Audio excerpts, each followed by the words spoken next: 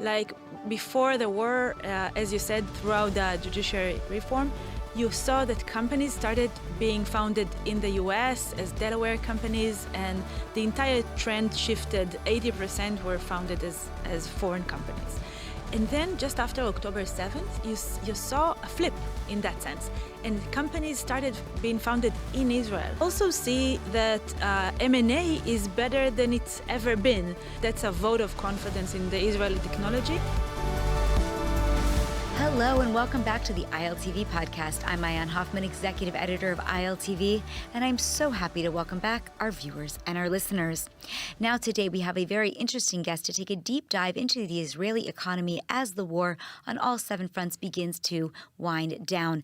That guest is Kerem Nevo. She is the Vice President of Growth at the Israel Innovation Authority. Welcome, Kerem. Hi, thank you for having me. Of course, now there's been some new reports that have come out in the last couple of months from the Innovation Authority. Tell me about those couple of reports and where the state of the economy is holding today.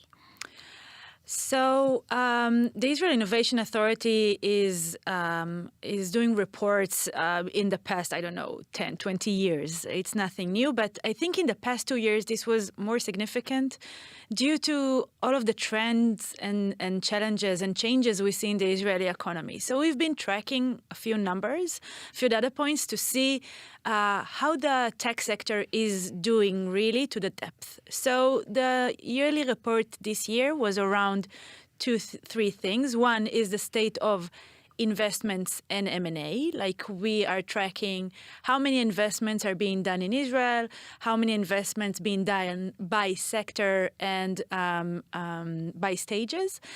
We are tracking how much venture capital, Israeli venture capital are raising money and how are they doing. And we also try to look at M&A and to see trends in M&A. So this is like the basics. This year we've done something special. We've dedicated a whole chapter basically to deep tech ventures in Israel to see in global benchmark how are we really doing in those areas. So you talk about deep tech. Can you, for our viewers, define deep tech? For sure. So that was the main concept of this report, was to define what is a deep tech company. Because this is now like a buzzword, everybody's using deep tech, but no one has a really good definition. So if we look at deep tech companies, they will usually solve one of the bigger problems or challenges that human beings are facing. So it will not be another cyber company, another software company, but something that is going deeper in our health, in solving our needs in transportation, in energy, in those areas. Deep tech companies will need more capital in order to be able to solve those problems. And also, the technological risk will not go down in the first couple of years. It will take time for the technology to mature. So these are the main definitions of a deep tech company. For sure. And the report talks a lot about the resilience in a year when Israel was literally at war on so many different fronts. There's also a lot of rising antisemitism worldwide, which is, of course, anti-Zionism, anti-Semitism very tied together, which could, in fact, affect investments in Israel. And yet what the report showed, if I remember correctly, is that investments in deep tech are actually booming. So how do you explain that? I think investments in Israel are doing well, very good, more than we have expected. So if you look at investments in companies, we've actually seen a rise since 2023 and moving forward. So everything is not stable but going up in general and in deep tech specifically. And you also see that M&A is better than it's ever been. That means foreign companies did acquisitions in Israel of Israeli tech. That's a vote of confidence in the Israeli technology. Even if you take out 2 very big deals that were made in the first half of 25, which is Wiz and CyberArk, you still see that the first half of 25 is as big as the entire year of 23 was. So that's pretty amazing. That is amazing. And alongside that increase in investments and the mergers and the acquisitions, as you mentioned, we're also seeing a bit of a decline, though, in Israeli funds being able to raise new capital. And I'm assuming that sort of offsets in some way. How does the Israel Innovation Authority view that kind of trend? And, is that unique to the Israeli market, or is that something we're seeing in other places? So maybe it's not tied to the war. Yeah. So I'll start by saying this is something we see cross borders. Investments in VCs went down in the US and in Europe in the past 2 years due to the changes in interest rates, right? So you don't have to go all the way to high-risk ventures. You can just put money in the bank and you'll get an income. So you don't have to invest in such high-risk ventures. You also see changes because the bubble we had in 2021 burst, and those ventures who investors invested in were not that successful. So you see those trends going globally. You see consolidations of funds in the US. You do see that the decline in Israel is a bit higher, and we see it as part of everything that was going on in the past 2 years. So I want to say we've taken action in that sense, and in the past 2 years we've been investing in VCs directly and indirectly. So we had this big Yozma fund that was dedicated to have Israeli institutional investors investing in VCs, which we double up. And we had just recently a new fund that invests directly into VCs that invest in deep tech. So in those two cases, we are trying to even the playing field and have Israel as competitive as possible. And yet, we are known as the startup nation. We've always sort of prided ourselves on our ability to build these startups and to see them to get bigger. We eventually sort of thought of ourselves as the unicorn country. If we were to look even 10 years from now, based on what you're seeing today, and I know you're not a prophet, but would you be able to predict that in 10 years, Israel would still be among the number one places to invest? Or do you think things are starting to change? And if some of these trends continue, we might end up in a different place? So I think we are in a very interesting starting point today. Like, if we look at the report, we can see that a lot of the money that was raised in Israel was raised in bigger rounds, meaning it was raised for more mature companies. We see an increase in $50 million and up rounds. So you see that the unicorn status is kept and is kept well. What's interesting today is to look down the funnel and to see the really, really early stages starting to emerge.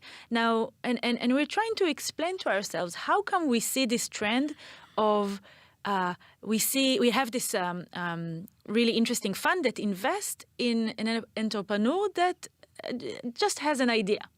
So they're thinking about opening a startup. They don't know yet, and so we are giving them around $80,000 just to start POCing their idea.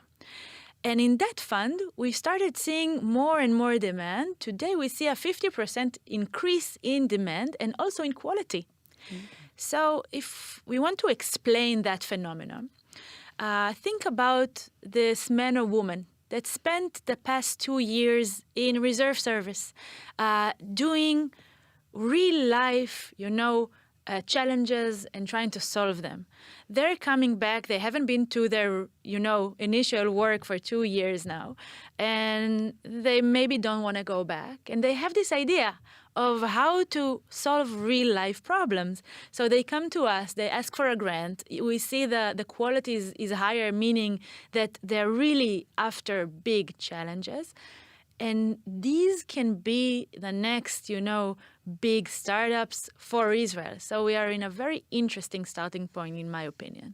And I was speaking to one of your colleagues not too long ago who actually mentioned to me that there was something very interesting, which was that reservists that sort of met in the field came together and applied for grants together, people who maybe were in different fields or had never worked together, but now had ideas that they wanted to build. Is that accurate? Yeah, that's true. And we see a lot of those couplings you get doing reserve service, people from different fields, from different disciplines coming together. That creates, real new ventures that are super interesting, and we will be happy, to take them through the pre-seed, seed, and A rounds as they grow. And I know this is the longest war that Israel has had, ever at this stage, and that this is a war that is very different than wars that we've, of course, had in the past. But have you seen these trends work out in other wars or in past wars? In other words, when there were reservists that came in, did their companies turn out to be successful? So I will say I started working in the Israeli Innovation Authority on October 8th. So my experience is as long as this war that we've experienced. But I have to say, yes, I think I've worked at Wix for 10 years. Before I joined the Israeli Innovation Authority. Wix was founded in 2008, just in 2006, and raised money in 2008, just when, the big financial crisis hit. And I think this way Wix was built strong. It was built to last over crisis because it was born in a crisis. I think that when a company or a venture is being founded in a moment of challenge, they are being built healthy, and they really, follow challenges that are important and not, mediocre stuff.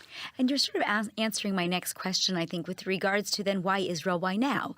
If you were an investor, head of a VC or an LP, and you wanted to think about, should I invest in Israel? I'm not doing it yet. Why would today be the reason to get started? So there is everything I said about this moment in time after the war, but I think a couple of more things are worth mentioning. The second is, I think it's not by accident that we see so much M&A going on today. Prices in Israel are good after the war. Israel is always around good, solid technology, great teams, great talent. But now, today, when foreign companies come here, they see companies who has had the resilience of operating throughout the past 2 years, throughout the past 5 years. Like, think what happened here before the war. We had COVID, we had a financial crisis in tech specifically. So those companies were built to last, were built resilient and agile, and were able to go through so much. And those companies are today doing really, really well, in the like financial side, but also you see that those companies are really in good valuations and good prices. So the investors come here for a reason.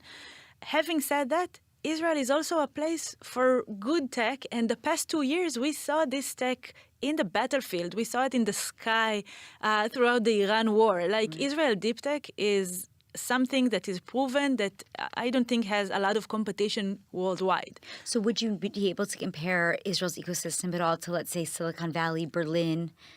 So if we look at deep tech specifically, and this is also something we've checked in the report, you see that Israel is the next hub after the U.S. Like, there are a couple of places in the U.S. where deep tech is bigger and more mature than in Israel, but Israel comes just after that, before Europe, before anywhere else. So, yes, I think Israel is super competitive in all the important fields, such as semiconductors, quantum, AI and AI applications, and medical health, and etc. Like, Israel is really in the frontier of those areas. And if we are, so how are we going to ensure that that stays? And are there enough new entrepreneurs or startups working in these fields to ensure that this keeps growing? So we've seen actually a decline in the past 7-8 years. We've seen a decline in the number of startups being founded in Israel. Really? Which, if you come to think about it, it's not necessarily a bad thing. You can see it as a way of the ecosystem to mature and have bigger companies being built, and really the best teams forming, a new startup. But as I said, in the past year, we've seen an increase in that. And we as the Israel Innovation Authority are really investing exactly in that. Like, our biggest fund, the Startup Fund, is funding only deep tech and only early stage. So we take part in rounds. We take part in pre-seed, seed, and A in a non-dilutive grant. So we reduce the risk for investors to come invest in those startups. And we do pre-seed, seed, and A to make sure these deep tech companies have the best funding in order to grow. So now you're mentioning this idea, the Israel Innovation Authority, just in case our viewers don't know, is actually part of the government. It's a government entity. There's been a lot of talk or some changes in the tax system, right? There's some tax reforms that are supposed to be helping VCs. They're supposed to be helping make the M&As easier to accomplish. Tell me a little bit about the tax reform, the incentives that it's offering. Is it enough? What needs to happen next? So the Israel Innovation Authority, what is worth mentioning, we are a corporate, actually. We are a governmental corporate, which is independent and is investing, in professional, manner. So we do two things. One is to invest. We invest in both in companies and in VCs, but we also are responsible for the tech ecosystem regulation-wise, looking at everything and making sure Israel is as competitive as it can be with all of the relevant stakeholders. So I think the tax reform, which we've done with the Israel Taxation Authority and the Ministry of Finance, is around every stakeholder you see as important: multinational companies, private people who did relocation and want to come back to Israel, startups, growth companies, and investors. Each one of them, we try to look at two factors. One, is the system stable enough and clear? Like, if you're a foreign investor and you want to invest in an Israeli company, is everything clear to you, or is it like a black box that is making you feel uncomfortable? And these are the places we try to push through. And also, are we competitive? Like, if you will get better tax arena in different places around the globe, we will want to match that. So this is what we did in the reform. So it's around M&A, how an Israeli company can acquire another Israeli company to make sure the market is efficient. It's around multinational companies have been able to acquire companies here, but also to maintain a big, solid R&D center. It's around investors, Israeli and foreign. What is their tax incentives, etc. So these are the places where we try to push. I think it's a very good, aggressive tax reform. Good. And I don't know if we've seen any results from that yet. Can you talk to that at all, or it's just too new? It's a little bit new. Some of the parts in it needs to still go through legislation. Some of them are already implemented. I think that it comes really in the right time, because I'm guessing a lot of your listeners are foreign investors that are great Israel lovers, but are thinking maybe it's not the time to invest in Israel, and maybe we need to wait a little bit more on the fence. The idea is to tell them, listen, you will enjoy the best tax environment you can imagine, which will be solid, will be clear, will work inside the playground and with no exceptions. Please come. Israel is a great place to put your money in. Amazing. Now, I also was reading statistically, though, that people are leaving Israel. And I know that even before we had COVID, then we had in Israel the judicial reform protest, where many people in the tech arena were talking about leaving the country. Many, in fact, did. And then, of course, the war started. Some came back to do reserves and to be dedicated, reunified when the war started, of course. And now we're starting to see, we look statistically, that there are still a lot of Israelis choosing to leave the country. And there's a fear of a brain drain. There's a fear that we'll lose some of our brightest minds, maybe not because of the taxes, but maybe for other reasons, quality of life. There's no war in some other countries, most other countries around the world. And at the same time as we're getting new immigrants, while we're getting more new immigrants because of all of the challenges to Jews around the world, it's not quite meeting the number of Israelis that are leaving the country. Are you concerned about the brain drain? Can you give me any data on that? And what is the trajectory or the plan for helping to get some of these talented people back in Israel? So It's very interesting because you see this, as you say, brain drain, but you also, I'm always looking at how many Israeli companies are founded Israeli. So you could have seen a really interesting trend. Like before the war, as you said, throughout the judiciary reform, you saw that companies started being founded in the US as Delaware companies, and the entire trend shifted. 80% were founded as foreign companies. And then just after October 7th, you saw a flip in that sense. And companies started being founded in Israel, saying, I'm Israeli. And I'm going to build this venture here to make it long last here. And after that, you see this number, being based on 50-50. Okay? I think the moving in and out of Israel is kind of behaving the same. It's more of an emotional decision-making, which I think taxation, honestly, doesn't affect that much. What we want to make sure is that once you, let's say, decide to come back, you will have you will have positive incentives to do so and zero negative incentives to not do so. So we want to see that every single asset you've been able to get outside of Israel will not be taxed here. We want to make sure that you will get the best option, like equity taxation you can get while coming back here. We want to make sure that you have the best place and the best ecosystem when you decide to come back. So we're not trying actually to influence that decision, but to make it as easy as possible. Can you give me one or two concrete examples of where these types of incentives or the new regulations have actually made it possible for such a deal to go through or for someone to come back? I will give you an example on how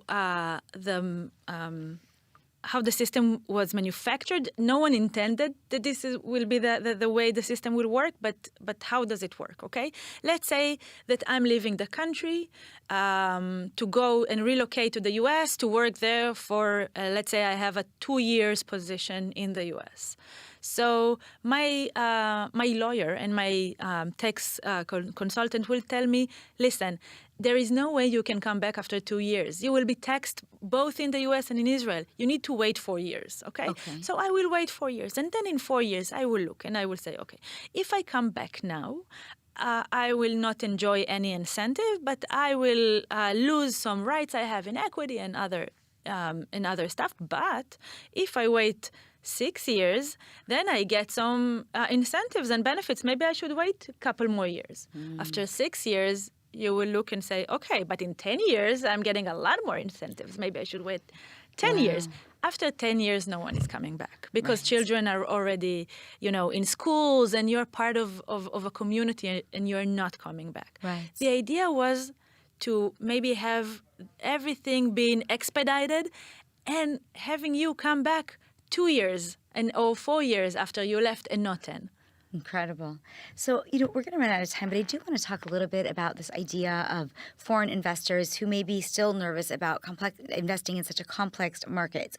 So what co-investment or syndication opportunities exist with strong local funds, corporates, public instruments that can help them get comfortable and move faster, especially given they don't speak the language and they don't know the system? So I think Israel is enjoying two really interesting assets. One is the local VC ecosystem in Israel. You have so many local VC funds that have been investing in the Israeli ecosystem for 20 years. They know the ecosystem, they know the founders, they know how to due diligence early stages. And I think the best kind of corporations we're seeing is those foreign VCs partnering with Israeli investors and co-investing together. This is something we are trying to increase with our funding. So our funding today, as I said, we are investing directly in deep tech VCs that will invest in Israeli tech. We can give this incentive that can go up to $10 million per VC.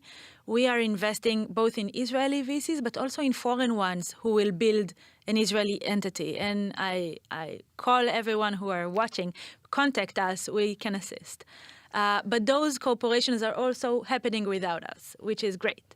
The second asset I think we have is the institutional investors, the Israeli institutional investors who are investing both directly in companies and also indirectly through funds. They are investing in Israeli funds, in foreign funds, and they have been a real professional player that is investing more and more in the tech scene. So I think these are the two main pillars the Israeli economy has. So last question. We're getting close to 2026. We're just about a month away. What is your resolution, your New Year's resolution for the Israeli ecosystem, the Israeli economy as we go into the new year? So I think we have been so focused on the early stages, on building new startups.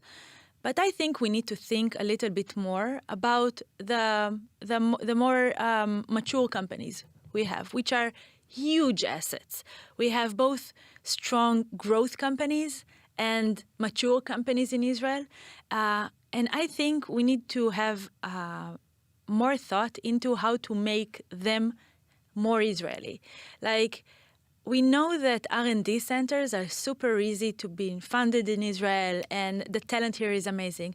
But we can also have more salespeople here. We can have the e-commerce, the financial side, the strategic side. Everything can be Israeli. I think we have a really mature talent today and a mature ecosystem that can support building big companies in Israel, not only startups. So I think this is where my heart is these days. It's a great vision. Well, Kerem Nevo, thank you so much for joining today. Thank you for your time.